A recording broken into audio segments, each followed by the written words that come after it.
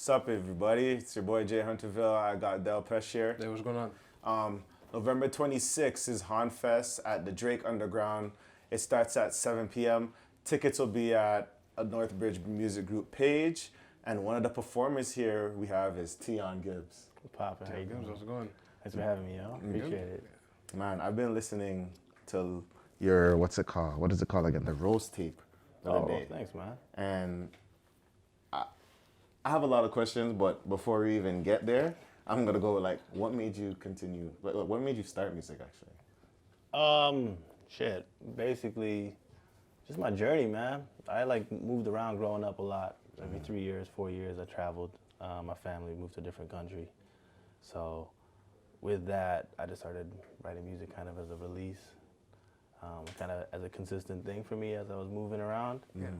And then when I came to Canada in 2010, I was like, well, let me try it, see if I can make this a kind of a career thing. So a couple years later, I went to audio school, and then I've just been recording ever since. That's cool. Now, was your family like background military, or was just like you just relocated a lot? My pops, he was working with Save the Children and like SADC and the UN. Basically, with Wow, okay. and it's basically food programs. So like Southern African region, going out there, making sure that people, if there was like a natural disaster, they'd kind of go into the community, teach them how to like manage their resources. Okay. So, That's dope. Right. So what? Okay, I'm sorry. I have to go back into Rose tape because there's a couple songs that I've heard. Okay. The first song I want to hear is "Feel." Like, yeah. what was the process of that song? Shit, feel. Because like, I started that one by myself. I don't know, it's gonna sound kind of light skinned, but I guess the whole project is kind of light skinned. So, but yeah, no, it's just like, I just kind of reflecting on like a bad relationship I had, and that was kind of where my headspace was. I just didn't want to you just kind of want to move on. You don't want to feel anything for that person anymore. So that's kind of how the hook developed, and then everything else just kind of happened. The vocalist Clive and Amber, they came through, and they just caught my melody right away, and then we just started building harmonies around it, and that was it. I'm not gonna lie, that song tapped in my emotions still when I Oh, heard you're it. like, It was. I'm not gonna lie, I heard. I'm like, oh, jeez, man, jeez. You can do the question, man. You zone out a little bit. Yeah, yo, go ahead. Now, what would you describe your sound? Like, so one of your tracks is "Feel," right? Yeah. So how do you describe your sound? Like, what's your direction? I think the whole direction is gonna be like gospel chords. Whoa, okay. And like groovy like melody lines, and then I just want to keep like trap bass, trap drums. That's what it's gonna be. So that's the direction it's going. So my first project, These Are the Times, is that really wanted to sound like the shit that you just hear like in the clubs and like SoundCloud, that kind of stuff. And then I wanted to show like the jazzier, more kind of gospel chords with Rose tape. And now going forward, it's just bringing those sounds together. So. And would you perform this at a church, or is just No. Okay. The reason that's a stupid question. I'm not gonna lie. No. Because I heard gospel, of course. So the reason why, because I go to church, so I hear like the gospel chords, like E flats and all. So I hear the chords when I came. Like maybe that's one of the things that clicked when I heard the Rose tape. Yeah. Like my question when it comes to that, like how, like, because sometimes trap beats is like, sometimes. They can sound the same? It's sporadic sometimes when it comes to trap beats. Anybody can, you have drill music, you have, Metro Boom and all these different, they all have different things. So when you do your gospel chords, how easy is it when it comes to putting trap beats in the mix with that? I mean, for me, it's all about like melodies first, right? So, I don't always need to have like rolling 32 hi-hats or anything crazy like that. Like I don't need that all the time. Yeah. It's dope when you can have it though. But most importantly, I just want like the melody and the chords to be really dope, and then I just want the drums to hit. That's really it. I just want the drums to hit. And So. speaking of that, are you more of like a car tester or a headphone tester? Oh, car. Yeah. I'm gonna go car. You gotta go car. Yeah, it slaps in the car more. That's what it's more important. Yeah. Yeah. I'm gonna be a little bit technical when it comes to like certain stuff. So like, Okay. what can you say? Like, I don't know what program you use, but like, yeah, what program do you use, and what is like your favorite patch, like when it comes to like, you know, vocals and all that stuff? Yeah, I use Logic for the most part. So basically, everything I've released, like These Are the Times, all my singles, then Rose Tape, and the follow-up singles after Rose Tape, everything's been done in my apartment by myself, on my laptop using Logic. Right. So like my vocal chain, like I use like a pretty aggressive EQ, taking out pretty much the low end of my voice. I use an R compressor on just like a Waves plugin, and then I just have reverb and delay, and that's pretty much my like recording vocal chain, and then After Effects happens after. But as of like 2 months ago now, I've just had people want to like invest in me and like, Which is so, good. so now I'm like in like legit studios, Right. and it's not on my dime anymore. It's just people just kind of see the vision now, and they're like, okay, I kind of see where this is going. I want to get behind it. So it's great. So now it's gone on to Pro Tools, and it's like everything's on outboard gear, and it's like all fancy. And but Did you used to master your own stuff as well? yeah. Oh, yeah, okay. I So Mastering is hard. Very, very hard. Yeah. So like, my question is like, when it comes to you know, mixing and mastering, have you ever had to put it in someone else's hands, maybe because of expertise and stuff? And how do you feel about it? Like, do you get comfortable? Like, what is your comfortability level when it comes to that? Yeah, I try. I would love to have someone else master everything. To be honest with you, it's like the hardest thing to do, because it's like you're just minor details is literally all you're changing, right? I can bring the loudness up fine, but then someone else can bring the loudness up fine, but something will just sound better about like someone who's a mastering engineer. So as much as I can, I want to work with a mastering engineer. You're in your head too much too, because it's you mastering it too. Yeah. You want like a second or third opinion. Yeah. On how you sound, right? Yeah, it's just someone fresh to come to it, right? Because like once you've mixed it, once you've recorded it, like your vision's already there. So they just hear it and they say, okay, all I have to do is enhance it. That's really all they're supposed to do. But when you're like committed to a single song for, especially if you've been writing it for, let's say, sometimes it can be 6 months, sometimes it can be like 6 days. It doesn't really like it could be anything, right? So when it comes to mastering, yeah, it's nice to have someone else just come in with a fresh perspective and be like, oh, let me make this dope and know what it already is. Now, in terms of that, who would you like to collaborate with?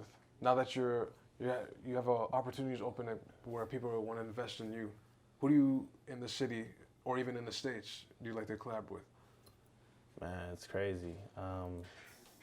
There's a few people in Toronto that I would love to collaborate with.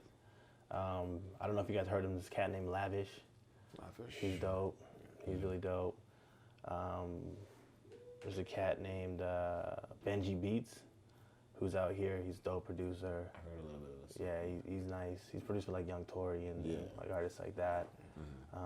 So kind of in the Toronto area, those are two people that I would look to like work with. And then in Vancouver, where I'm from, I'm very fortunate, man. Like we've kind of developed a really dope community. So like it's just like really open for collaboration right now. Like if you could chase down like the Rascals, would you do like a verse for them? That'd be dope. That'd be crazy. Rascals go back, man. Maestro Fresh West. Mm-hmm. Yeah, I heard he got just inducted to like the Canadian like Songwriters Hall of Fame or something like that. About time. Yeah, That's amazing, man. It's long overdue. Shout out to Maestro, yeah, that's huge. What can you say is the difference between like Vancouver and Toronto when it comes to music? Like working. Well, let me ask you guys this. What do you guys think about the Toronto sound right now? Like, cause I feel like things have changed over the last like 5 years. Okay. You want me to start? No, please do. Okay. I like how you mentioned like Maestro West Fresh, because like he was like the pinnacle. Like he started it, right? Yeah. And then you had Socrates after him. Yeah. Then you had Chaos and Cardi after them. Yeah. Cardi is special in particular because he was booming in Toronto, and he managed to kind of go to the States and hook up with H.O.N, who was under Convict music, which is under Interscope. Yeah. So that was a big step for Cardi. Yeah. And then after, it was like Cardi was still doing his thing, but it was kind of quiet for a little bit, right? And then Drake came in. He was coming up under 2007, 2008. And then when he popped off in 2009, that's when it seems like the door opened. And then it seems after Drake, it seems when people are doing their thing in Toronto, they seem to be getting a better look in the States. Yeah, it's facts. Like you have Pressa who did tours with Gigs, who's a UK artist, right? Yeah. So I know the sound right now, there's unique. It's unique. I like it, but it's just it could sound the same a little bit sometimes. You know? Yeah, I feel like I feel like Toronto R&B is dope. It really Like, is. I think Toronto R&B is crazy. Like there's this girl Kennedy Rose, she's dope. Right, and like she hasn't even like ascended to like the next level, but like her trajectory is like it's gonna happen kind of thing, just from what I listened. Yeah. But like when I check it out, like hip hop music and trap music, like yeah, there's a lot of people that do sound like very similar to one another. So, but that's just bound to happen, right? When like the culture like opens up and there's so much more opportunity. Yeah. I love the R&B sound, like Toronto sound, because I feel like it's authentic.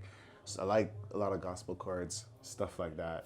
The Toronto like hip hop sound, it's like for me, I love it, but I just don't like the politics that come with it. You know? Yeah. Oh, okay. Like for me, I feel like I would love to see like different artists work together, but because of whatever violence, whatever set you're from, whatever stuff, it's hard to adjust those things. But like yes, it all sounds similar in certain aspects, but sometimes I feel like if two work together, it would legit just change the game. Like I feel like we gotta be more like Atlanta and people like, yes, they're from different areas, but let's all work together and just push through, show that Toronto's the thing. You know what I mean? I think like all in due time. You know what I'm saying?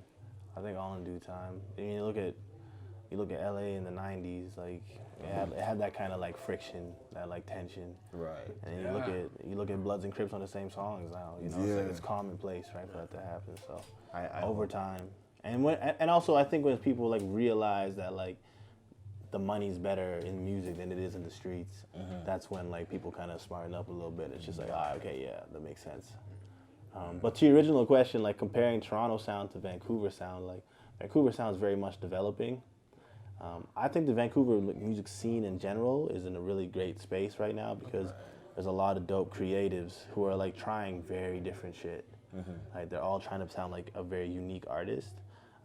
Like I remember like 2 years ago in Vancouver, everyone was trying to sound like basically a Toronto artist. But now it's like people are kind of getting this like, well, we're not gonna go anywhere just trying to sound like another city. Let's just be ourselves. So it's in a like unique space, and I think there's gonna be like, the Manila Grays, the Boslins, hopefully myself, and like a handful of other artists that are gonna kind of lead the way. And like the new blood. Yeah, you know what I'm saying. So I think it's gonna be a good look in Vancouver. But yeah, collaboration is key. There's a lot less politics out there, so collaboration is key. Okay, you're gonna be performing at H.O.N Fest. I have a double question, I guess. What is your favorite track to perform, and what's next? Probably the dopest track to perform is shit. It's kind of hard. It's two. Rookie Season is probably it's just like, it's loud, it's aggressive. It's like, it's up tempo, and if you don't know who I am, it's a great way of introducing yourself to people because it's just like, oh wow, this is like they're really here. So that's probably the best intro song I could have. But I think Spanish Banks is probably like my favorite song to perform. Spanish Banks, okay. Yeah, that's the one I've heard. Just because it's like, I mean, just the arrangement we have for live and like what the background vocalists do is it's actually crazy how good they are. So, yeah, it's a super dynamic track. So we're able to kind of make it something different. And then as far as what's next, I mean, what's next? There's a few things I'd like to say. Probably like one would be like powerful like partnerships. That's the biggest thing right now. Like, because you mentioned that earlier, that things are opening up. Yeah, exactly. So things are opening up. Powerful partnerships are the move. Like you want people who can open doors for you. So that's kind of the next move for me is really just finding the people that I can develop those relationships with and make good business moves with.